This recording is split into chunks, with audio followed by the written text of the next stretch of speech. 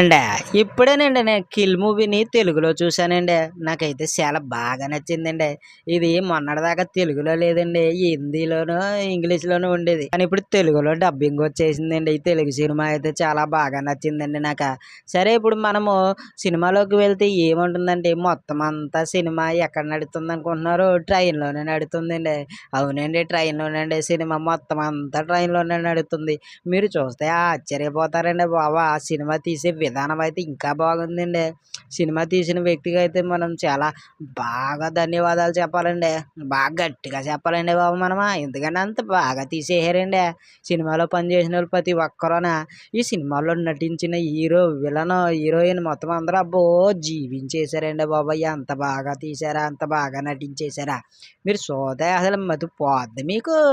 అంత బాగుంది సినిమా. ఆ!